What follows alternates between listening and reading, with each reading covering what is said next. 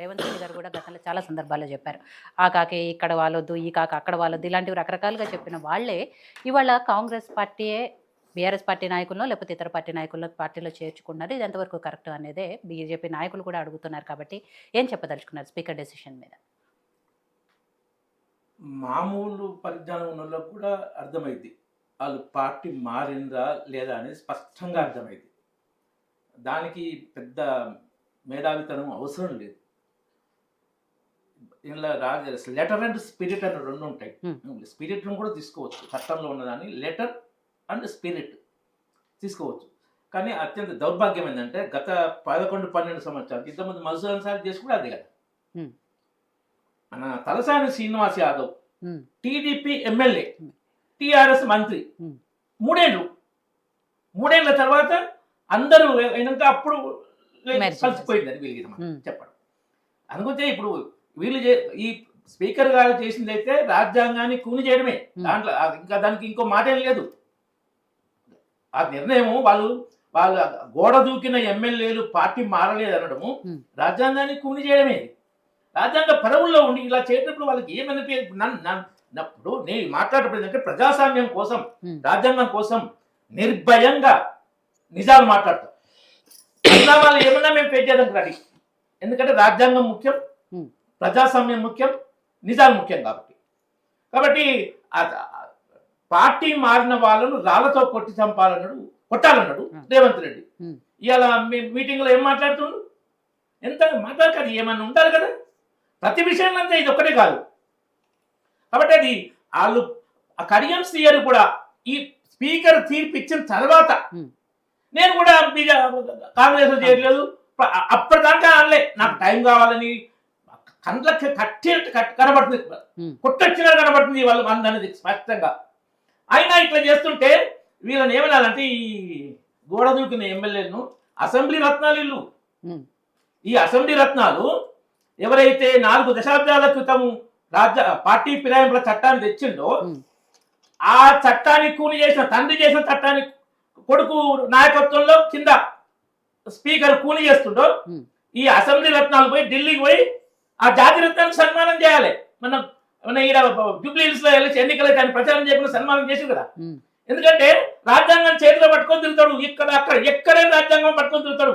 చేసే పనులు రాజ్యాంగాన్ని కూని చేయడం. ఆ రాజ్యాంగం పట్టుకున్నప్పుడు మా నానమ్మ ఎమర్జెన్సీ పెట్టింది, రాజ్యాంగాన్ని ఇది చేసింది అని ఉండాలి. అది లేకపోయినా ఇప్పుడన్నా మేము రాజ్యాంగబద్ధంగా లేదు. ఇంకోటి 2014 కానీ 2019 కానీ 2024 కానీ ఎక్కడ వచ్చినప్పుడు ఏ ఒక్క సభ్యుని లోక్సభ మేము తీసుకోలేదు. ఏది ఫిరాయింపులు కాలేక రాజు లేకపోతే 2/3 మెజార్టీ ప్రగతి వస్తే అది ఫిరాయింపు కిందికి రాదు తెలుసు. దానికి కూడా మిగతా ప్రచారం కోమటిరెడ్డి రాజగోపాల్ రాజీనామా చేస్తాం భయంకర మిగతా ప్రచారం. ఈ 10 మంది ఎమ్మెల్యేలమే కానీ అంతకుముందు కేసీఆర్ ప్రతి పార్టీని తీసుకున్నాడు. వైసీపీ తీసుకున్నాడు, సిపిఐ కూడా తీసుకున్నాడు, బిఎస్పీని తీసుకున్నాడు, కాంగ్రెస్ తీసుకున్నాడు, టీడీపీ తీసుకున్నాడు. మరి నిజంగా చెప్పాలంటే బీఆర్ఎస్ వాళ్ళకు పార్టీ ఫిరాయింపుల మీద మాట్లాడే నైతిక హక్కే లేదు. వాళ్ళు చేసింది అదే. వాళ్ళు చేస్తున్న సంసారం వేరే వాళ్ళు చేస్తారు విచారమా ఈ మన పదాలు వాడాల్సి వస్తుంది. ఎందుకంటే చేసే దుర్మార్గాలు అలా ఉన్నాయి. కాబట్టి అది మంచిది కాదు. చట్టాలను గౌరవించాలి, చట్టాలను వాడుకోవద్దు, అవసరాలు తీరుగా మాట్లాడవద్దు. రాజ్యాంగ పదవుల్లో ఉన్నవాళ్ళు ఆ రాజ్యాంగాన్ని కాపాడే ప్రయత్నం చేయాలి. ప్రజలు చీదరించుకుంటారు, చరిత్రలో చెరగని మట్టదాలు మిగిలిపోతారు. ఎందుకంటే దేశం, రాష్ట్రం, రాజ్యాంగం, చట్టం, ప్రజాస్వామ్యం ఇవి హైయెస్ట్. ఈ వ్యక్తులు అనేది నామినల్.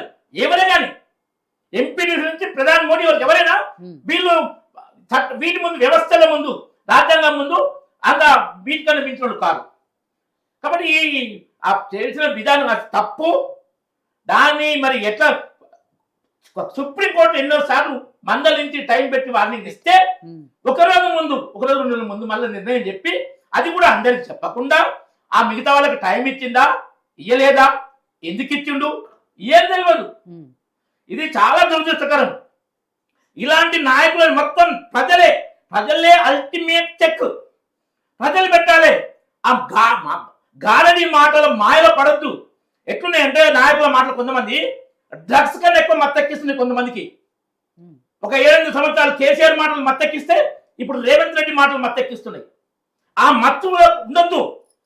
ఎందుకంటే ప్రజలు ముఖ్యం, దేశం రాష్ట్రం ముఖ్యం, రాజ్యాంగం ప్రజాస్వామ్యం ముఖ్యం. ఇవి కాదు, లీడర్లు కాదు. కాబట్టి అది చాలా దుర్మార్గమైన విషయము. వాళ్ళకి నిజంగా ఏమనిపించదా రాజీవ్ గాంధీ చేసిన చట్టాన్ని వీళ్ళే పాతరేయడం. కాంగ్రెస్ మీద ప్రేమ ఉన్నోళ్ళేనా ఈ పని చేస్తారు? ఎట్లా సమర్థిస్తారు రేవంత్ రెడ్డి? స్పీకర్ ఇచ్చిన తప్పు, దాన్ని సమర్థించడం. వాళ్ళు చెప్తున్నారు, వాళ్ళు చెప్తారు నిజం కాదా అని ఆ మాటలు కాదని పిచ్చోళ్ళు జనం కావడానికి. కాబట్టి ఇది మంచిది కాదు. దీనికి చెక్ ఇప్పుడు కోర్టులో కేసు ఉంటుంది. ఇక్కడ ఏంటంటే టెక్నికాలిటీ వేరే ఉంది, మోరాలిటీ వేరే ఉంది. కేవలం టెక్నికాలిటీ వాళ్ళు ఈవెన్ టెక్నికాలిటీ ప్రకారం కూడా స్పీకర్ తీసుకుంటే తీసుకోవచ్చు.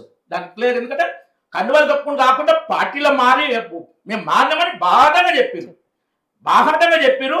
ఆ పార్టీ కోసం పనిచేసారు, ఈ పార్టీని విమర్శించారు. చేయాల్సినవి ఒక 2-3 తప్ప ఈ చేస్తే మనకి బాగుంటుందని ప్రయత్నం చేశారు.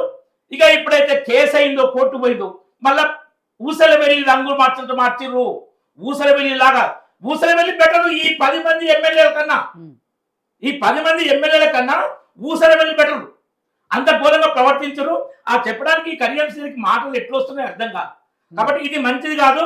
ప్రతి ఒక్కరు దీన్ని ఏంటంటే మళ్ళొకసారి దీనికి పరిష్కారం అయ్యే విధంగా ఆలోచన చేయాలి. ఇది మంచిది కాదు.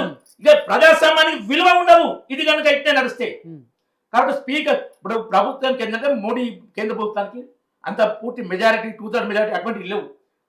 రాజీవ్ గాంధీకి ఒకసారి 400 చేసినప్పుడు 490 ఎంపీలు వచ్చి లోక్సభలో.